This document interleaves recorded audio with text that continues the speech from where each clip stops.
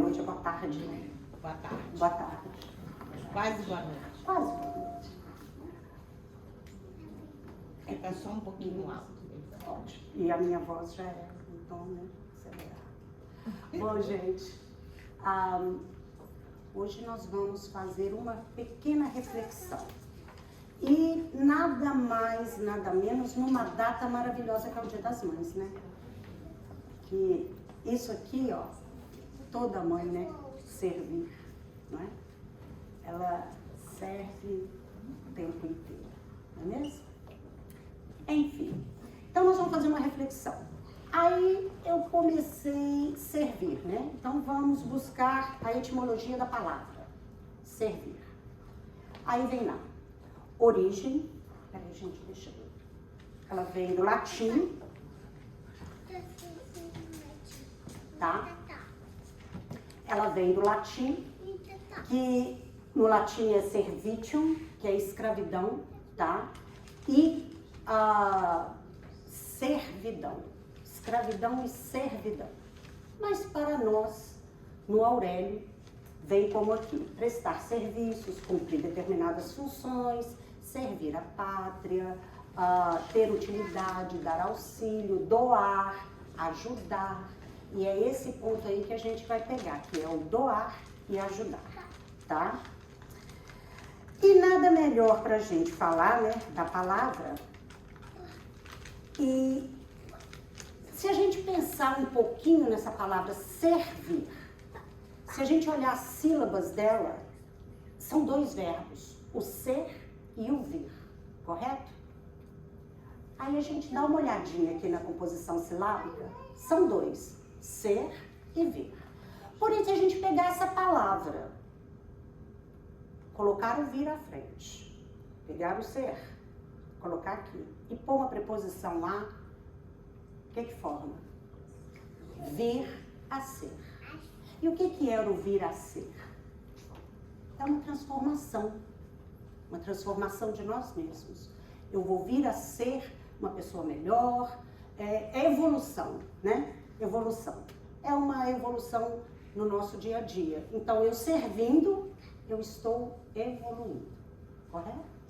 Bom, aí tem uma questão no Livro dos Espíritos que ninguém conhece essa questão, ninguém conhece, tá? Que é a 625. Quem conhece? É o tipo mais perfeito. Essa questão aí, né? A maioria de nós aqui conhecemos essa questão, né?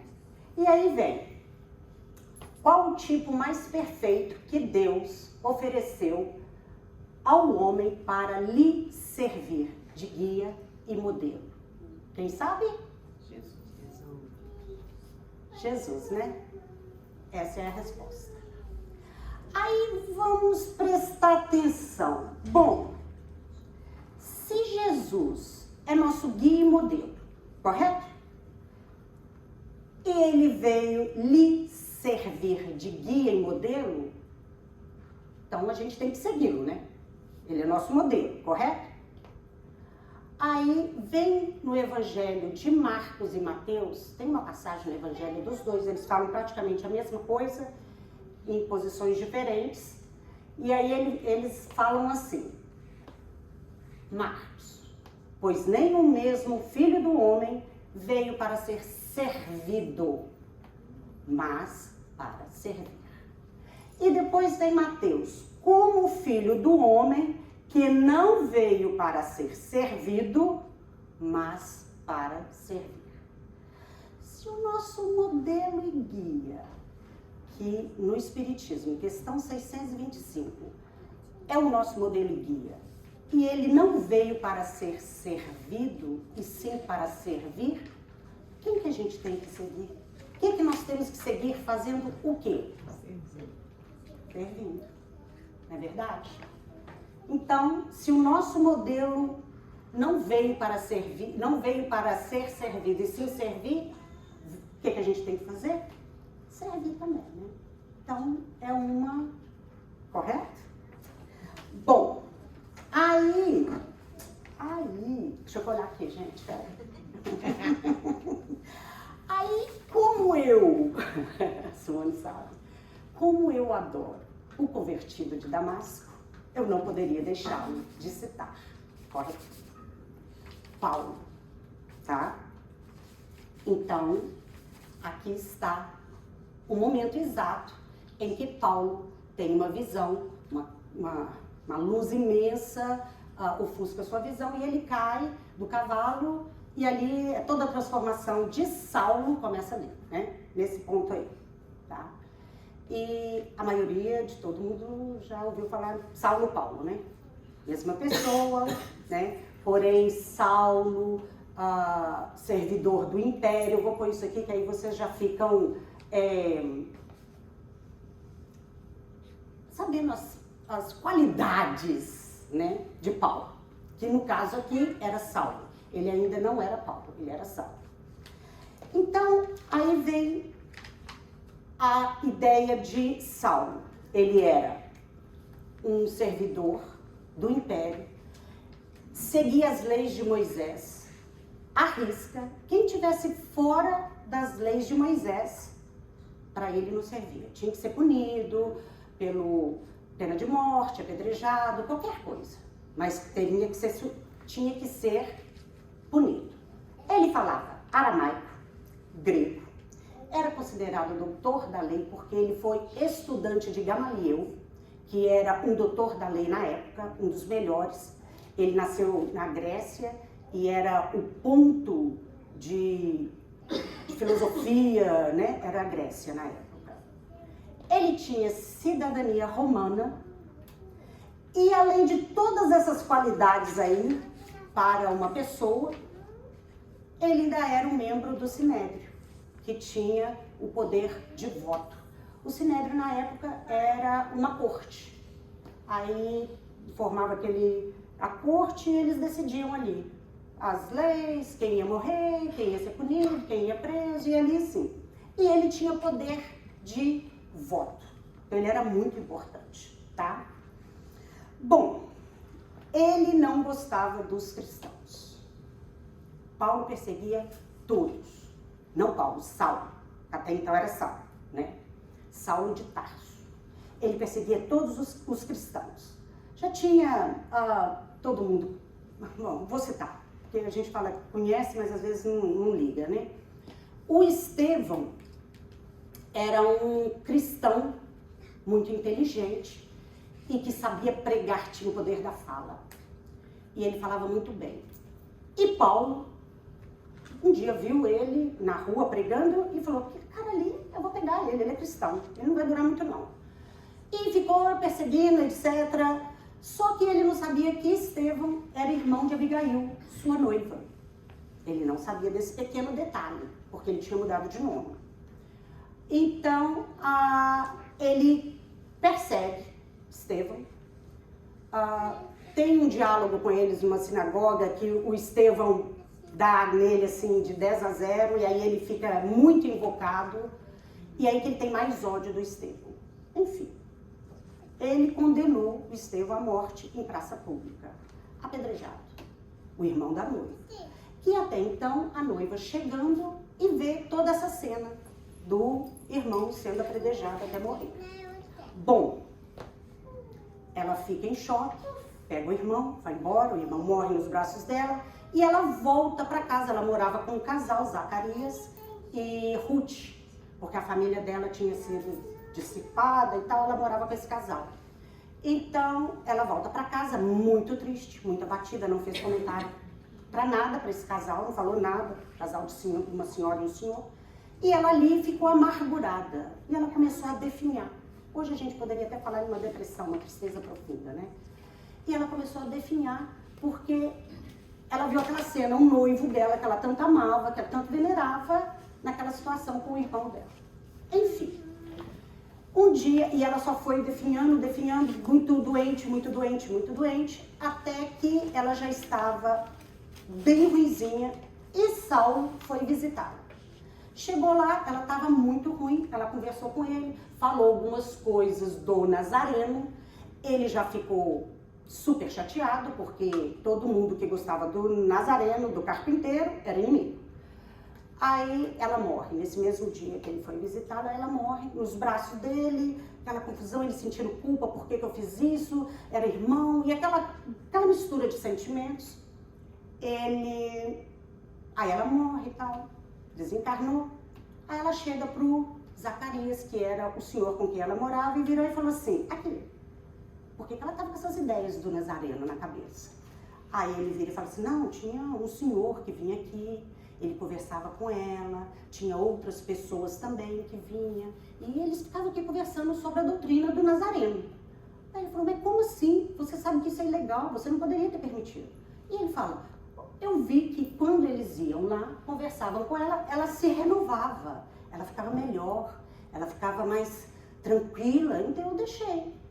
Aí, neste momento em que Zacarias falou que um senhor chamado Ananias estava indo lá e conversando com ela sobre o Nazareno, o carpinteiro, ele ali mesmo, neste exato momento que ele estava conversando com Ruth e Zacarias, ele já decretou o julgamento do Ananias. Ele já falou, vou ter que pegar esse homem, foi ele o causador da minha noiva, ter morrido foi ele. Foi por isso que ela piorou, vou atrás dele. Já saiu dali, já foi no sinédrio, fez uma reunião extra. Nessa reunião extra, ele falou que tinha um homem muito perigoso, que era esse senhor idoso, Ananias, que pregava o evangelho de Jesus, né? E falou, não, nós temos que acabar com esse cara tá avacalhando todo mundo nas sinagogas e agora ele está em Damasco. Ah, mas antes disso, ele descobriu onde que ele estava. Então ele torturou várias pessoas para saber onde que ele estava e ficou sabendo que estava em Damasco. Aí todo mundo, não, você está corretíssimo, deu uma papelada, porque tinha que ter uma papelada, e falou, vou para Damasco. E foi para Damasco. Neste momento que ele vai para Damasco, ele ajunta toda uma troca, né? Uma pequena troca. Não é meu. Aqui. Desculpe. E aí ele vai atrás do Ananias, tá? Com a tropa dele, meio que no deserto, sol, quente, aquela coisa pesada, eles caminhando, né? Muito calor. Quando ele vai entrando perto de Damasco, ele tem uma visão.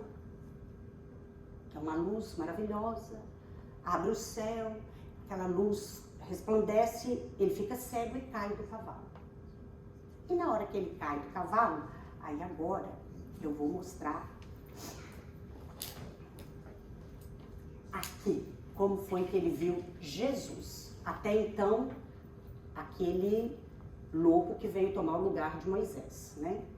Então, no livro do Chico Xavier, Paulo Estevam, é citado com muita clareza, com muitos detalhes. É maravilhoso. Quem não leu este livro, é uma ótima oportunidade para ler, porque explica muito bem essa passagem, principalmente na hora que ele vê Jesus, tá? É muito lindo. E aí, isso eu só peguei a parte, tá, gente? Aí, no capítulo 10, aí ele tá lá, ele vê surgir a figura de um homem de majestática beleza, dando-lhe a impressão de que descia do céu ao seu encontro. Sua túnica era feita de pontos luminosos. Os cabelos tocavam os ombros a Nazareno. Os olhos magnéticos emanados de simpatia e amor,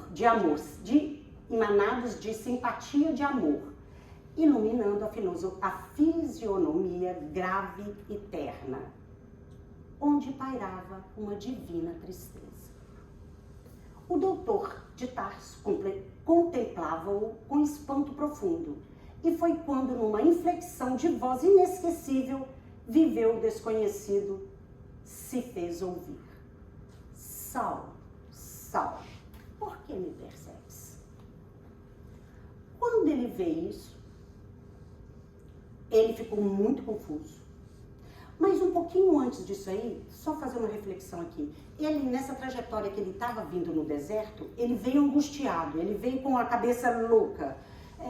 por que todo mundo fica atrás desse Nazareno? Eu venho procurando a paz interior e eu não tenho paz interior. E o Estevão morreu sendo apedrejado na praça e ele tinha uma paz que eu nunca alcancei essa paz. E eu sou o doutor da lei, eu sou blá blá blá. E ele veio com tudo isso. De repente isso acontece. Ele vê o Nazareno. Aí ele cai, fica ali caído. Os amigos dele não entendem porque ninguém vê nada, só ele que vê. Os amigos acham que ele foi o sol, como dizem, né? O sol que bateu na muleira. Ficou variando, né? E ele falando com o nome Jonas, me ajuda, que eram os companheiros que estavam com ele, né? E aí, eles não viam nada, não perceberam. Nisso, ele começa a ter aquele sentimento, né?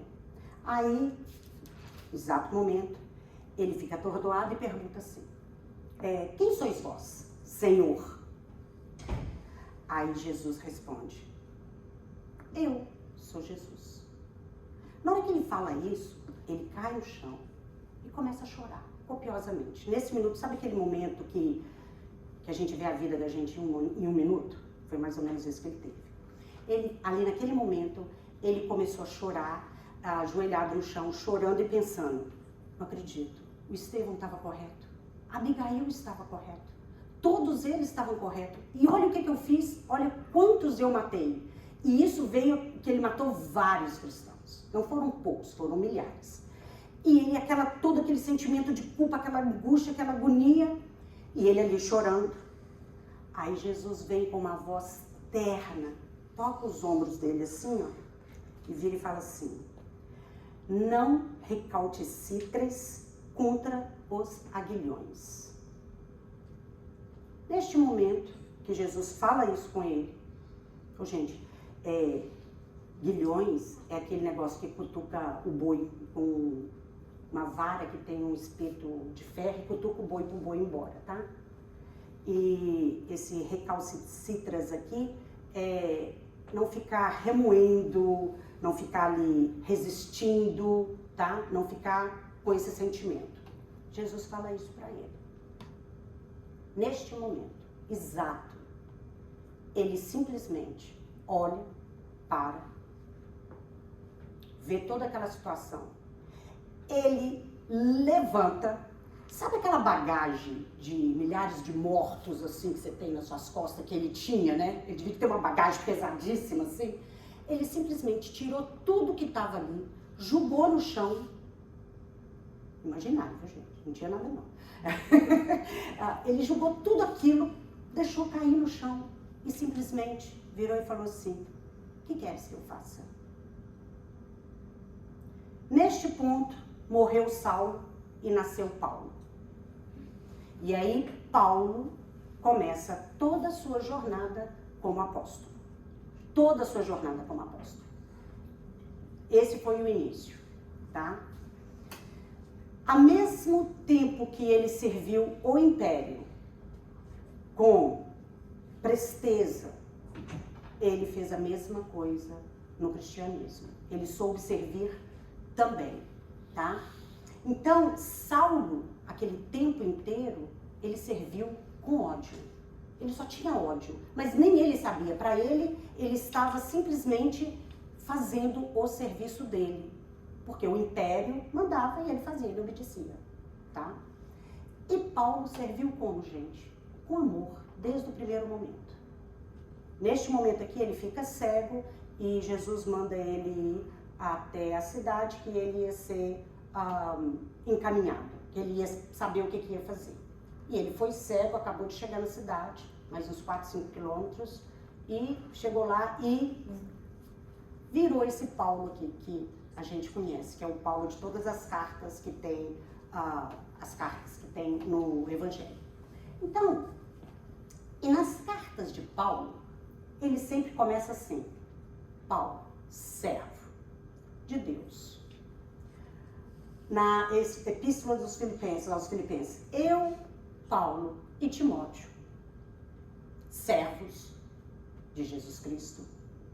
A Epístola aos Romanos, Paulo, servo de Jesus Cristo, chamado para ser apóstolo e escolhido. E o que é um servo, gente? Um servo é quem age com obediência ou servindo a alguém, né? E ele serviu os dois. Ele serviu o império, muito bem servido, na maneira dele, e Paulo serviu com muito amor o cristianismo a partir do momento que ele teve essa mudança, né?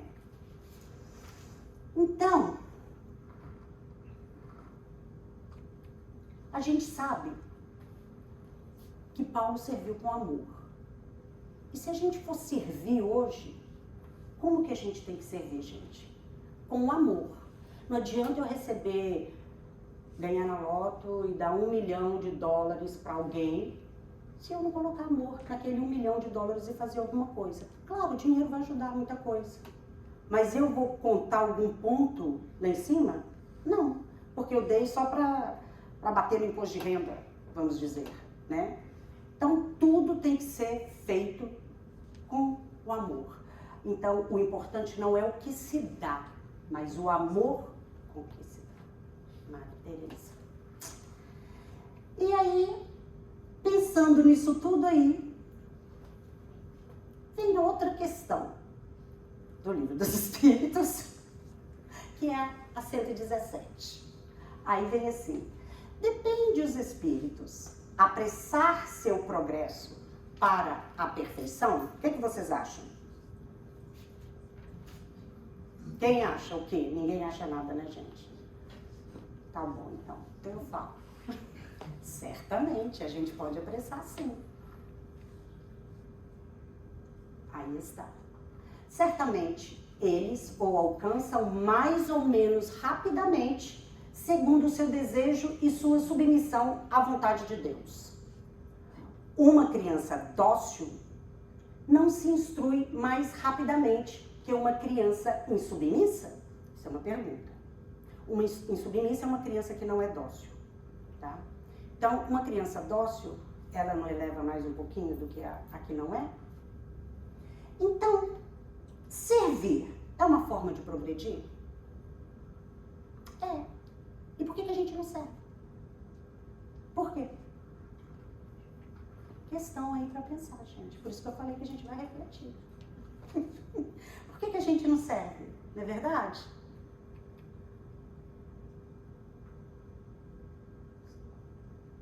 Aí está nosso modelo. O nosso modelo não veio como guia, como modelo, e ele não veio para servir? Então, como que a gente pode servir? Amando, deixando o quê? As portas abrirem dos nossos corações e a porta da nossa casa também, com amor. E isso pode ser feito como? De qualquer jeito, contanto que você dê amor, um sorriso, um oi, um bom dia para uma pessoa, seu vizinho. Acho que ninguém mais vai no banco, né? No banco. Acho que ninguém mais vai no banco. Né? Você sorri no Walmart, todo mundo vai no Walmart. Sorria para a pessoa fica espantada porque você está rindo para ela, deve falar assim, essa mulher é louca. Não é? Mas isso aí você já está, um abraço. Tem coisa mais gostosa que receber um abraço? Um elogio sincero. Isso tudo aí é uma forma de servir. E são coisas que a gente pode fazer no nosso cotidiano. Não é nada, né, diferente, complicado. A gente pode fazer em casa também. Às vezes a gente é muito duro com o pessoal de casa, né? Muito. Com o marido, né? Não, aqui, é porque eu não podia olhar pra ele. É só porque eu não podia olhar pra ele, aí eu tava dando corda. Foi isso mesmo. Ai. Oh, meu Deus. E aí? E aí, eu tenho aqui essa passagem do livro Pão Nosso, tá? Que é o capítulo 4, A Arte de Servir. Ela é um pouquinho grande, por isso que eu só pus esse pedacinho aqui. E é a mesma passagem de Mateus que eu usei anterior, que Emmanuel cita neste capítulo, tá? E aí, bem como o Filho do Homem não veio para ser servido, mas para servir. Jesus, Mateus, capítulo 20, versículo 28. E aí, no finalzinho dela, fala assim: não ouvidemos que Jesus passou entre nós, trabalhando.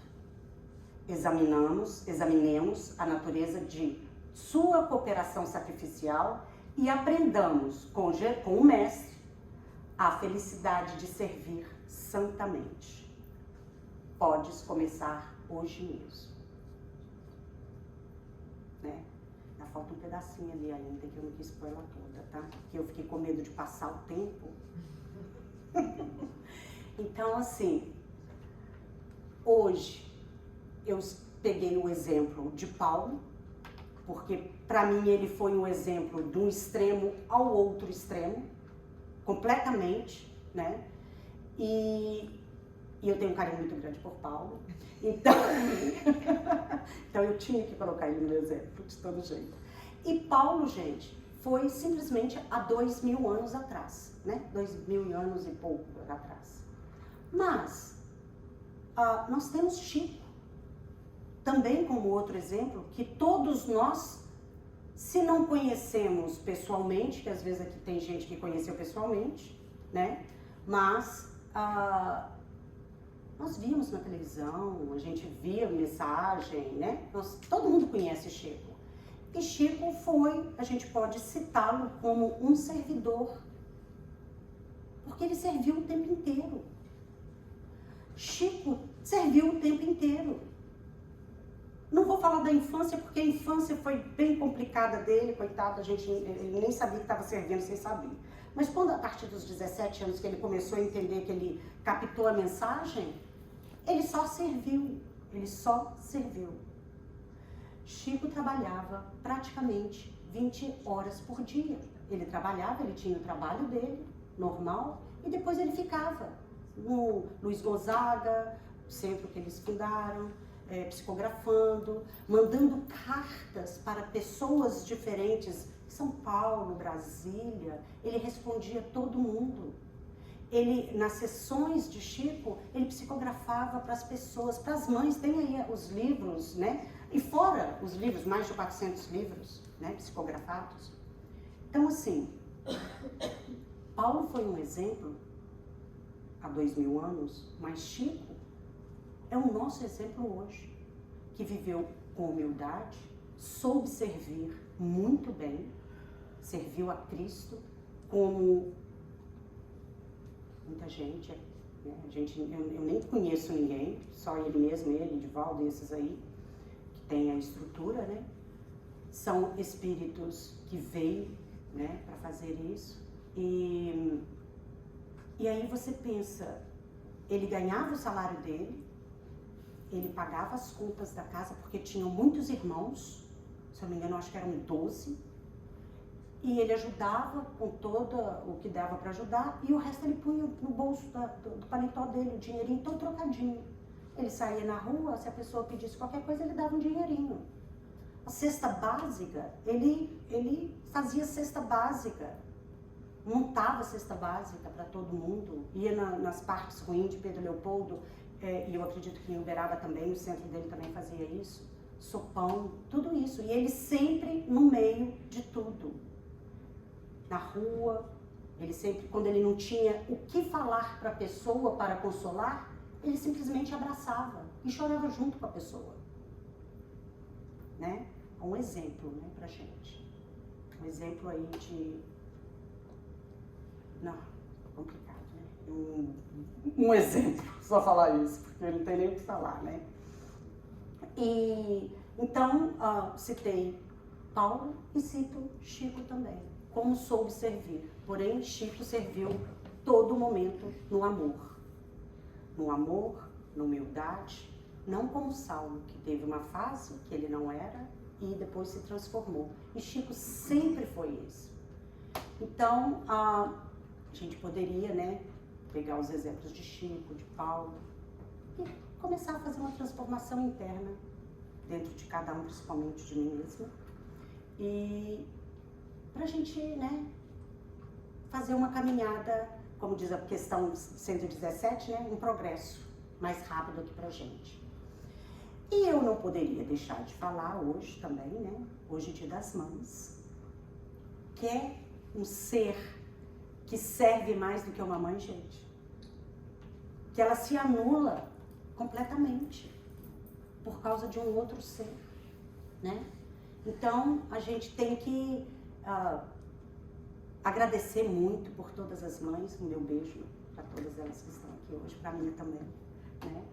E, assim, mãe, exemplo número 1 dentro da nossa própria casa, viu? Essa é o exemplo número 1 de como servir sem pedir nada em troca. Completamente nada em troca. Nenhuma mãe serve sem amor. Aquilo ali já é natural, né? Então eu deixo aí a mensagem para vocês de como servir como uma mãe, como Chico e como Paulo, né? E a gente vai tentando caminhar nesse patamar, né? De evolução. Que cada dia a gente pode acelerar um pouquinho a nossa evolução. Que seja pouquinho, né? Às vezes baby steps, mas tá bom, né? Para o começo tá ótimo, né? Eu agradeço vocês por terem tido a paciência de me escutar. Muito obrigada.